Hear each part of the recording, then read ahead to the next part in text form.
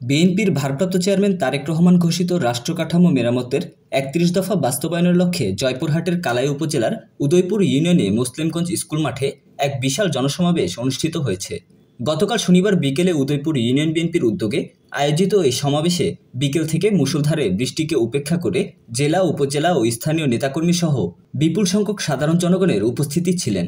এই সভায় কেন্দ্র করে দুপুর থেকে খণ্ড খণ্ড মিছিল নিয়ে অবস্থান নেয় জয়পুরহাট ২ আসনের বিএনপির বিভিন্ন নেতাকর্মীরা। পরে এই জনসভা থেকে জনসমুদ্রে রূপ নেয়।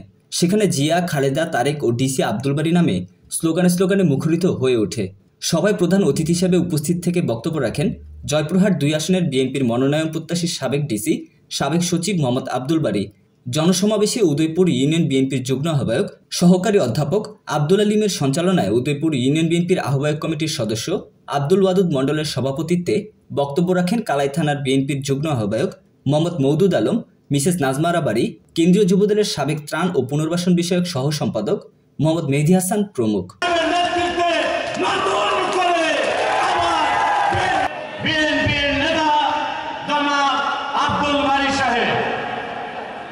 মঞ্চে উপবিষ্ট আছে, কাদার ভিতরে বসে রয়েছেন সেই কাঙ্ক্ষিত নেতা সম্মানিত সুধী মণ্ডলী এবং দেখতে পাচ্ছি আমাদের এখানে উপস্থিত অনেক সবাইকে বলতে হবে, তাই আর অ্যাড্রেস না করে আমি মূল বক্তব্যে চলে গেছি, বেশ কিছু বলবো না। আরিফ থেকে রানা, খেতাব প্রতিনিধি সভাপতি প্রফেসর আব্দুল আলীম, সরকার ছিল, তারা সকল ক্ষেত্রে নৈরাজ্য সৃষ্টি করে সকল রাষ্ট্রের সকল কাঠামোকে ভেঙে দেয় এবং বিএনপি অঙ্গসংগঠনের নেতৃবৃন্দের সহ বিভিন্ন রাজনৈতিক দলের নেতৃবৃন্দের প্রতি অত্যাচার নির্যাতন করে দেশটাকে একটি পুরীতে পরিণত করেছে। দেশের নাগরিকের কোনো অধিকার ছিল না, আমাদের কথা বলার অধিকার ছিল না এবং কর্মের অধিকার নাই। অসংখ্য নেতাকর্মী জেলে গেছেন, অসংখ্য নেতাকর্মী এখনও মামলা, তাদের ঘাড়ে মামলা ঝুলে আছে। অসংখ্য নেতাকর্মী মারা গেছেন, তাদের আত্মার মাগফিরাত কামনা করি। এই একটি ধ্বংসস্তূপ থেকে আজকে এই রাষ্ট্রকে আবার গণতান্ত্রিক অবস্থা ফিরিয়ে আনার জন্য জনাব তারেক রহমান কাজ করে যাচ্ছেন। আমাদের নেতৃত্ব দেশনেত্রী বেগম খালেদা জিয়া নির্দেশনা দিচ্ছেন। জনাব তারেক রহমান চেষ্টা করছেন দেশে যাতে গণতন্ত্র ফিরে আসে, আইনের শাসন ফিরে আসে, দেশে যাতে মানুষ বিচার পায়, কর্মসংস্থান হয়, মানুষ যেন না খেয়ে থাকে, দরিদ্র মানুষ যেন তার দারিদ্রতা থেকে মুক্ত হয় এবং মানুষ যেন সম্মান নিয়ে এদেশে বেঁচে থাকতে পারে। এই লক্ষ্যে উনি ৩১ দফা প্রণয়ন করেছেন। ৩১ দফার ভিতরে প্রত্যেকটি বিষয় আছে। আমরা আশা করছি দেশে কিছু সমস্যা আছে, দেখা যাচ্ছে আমাদের সম্মানিত ব্যক্তিগত আলোচনা করেছেন, সমস্যাগুলো কেটে যাবে এবং আমরা আশাবাদী যে আগামী ফেব্রুয়ারি যেটি লন্ডন বৈঠকে যেটা আলোচনা হয়েছে, আগামী ফেব্রুয়ারিতে দেশে নির্বাচন হবে এবং একটি গণতান্ত্রিক সরকার দেশে আসবে এবং আমরা অবশ্যই আশাবাদী যে জনাব তারেক রহমান নেতৃত্বে বিএনপি হয়তো আবার সরকার গঠন করবে, দেশকে আবার আলোর পথে এগিয়ে নিয়ে যাবে। আমি এলাকার বিষয়ে দু একটি কথা বলবো। কয়েকটি বিষয়। নাম্বার 1, মানুষের নিরাপত্তা।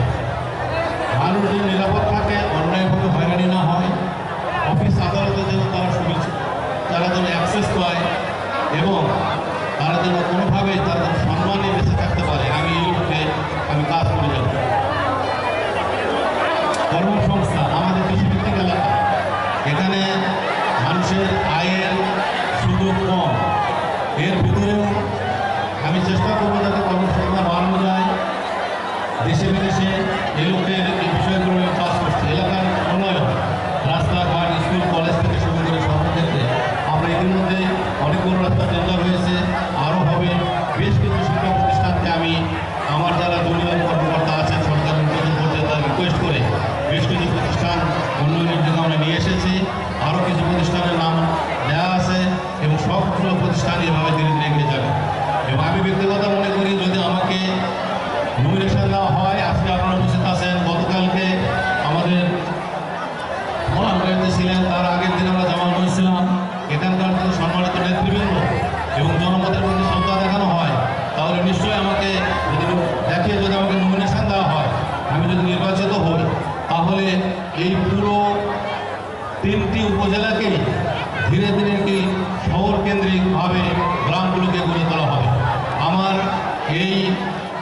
ধারণা আছে, আমার অ্যাক্সেস আছে, আমার ক্যাপাসিটি আছে, আমি এটি গঠন করার মতো যে বিষয়গুলো প্রয়োজন সেই বিষয়গুলো আমার ধারণার ভিতরে, এবং এগুলো আমি ধীরে ধীরে করতে পারব।